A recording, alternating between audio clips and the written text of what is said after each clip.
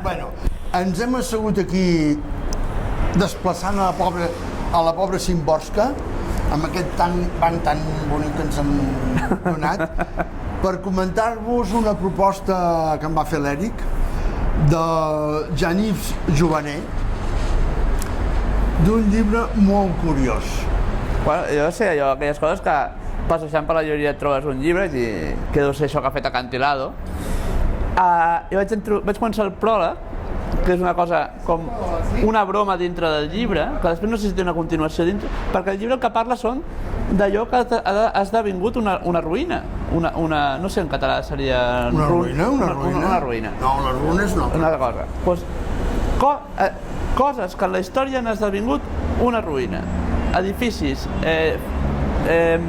temples, ciutats, pobles sencers, pobles i muntanyes sencers.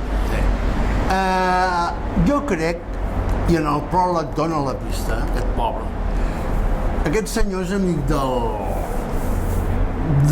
Vilamates. Jo no explico. I tot el que és Vilamates ja sabem que és veritat i ficció.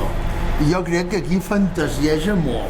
Tu creus que arriba? Perquè clar, tu vas buscant les coses que cita i tot és veritat. Tot és veritat, però tot és veritat fins a cert punt. I això és el que el fa bonic i a vegades oníric.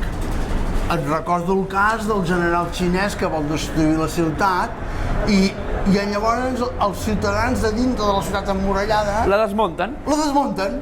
tota sencera, i l'altre es queda tant de pedra que no ataca i veu que comencen a desmuntar les muralles, les cases, tot. I al final se'n van i es queda l'exèrcit allà davant.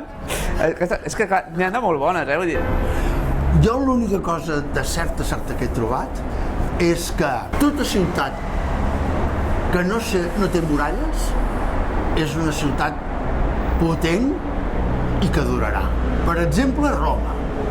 Home, Roma tenia muralles. No, m'ho hi ha fet pensar ell. Les comencen a posar al finals del segle II. Bueno, clar, al final de l'imperi. Al final, la decadència. Sí.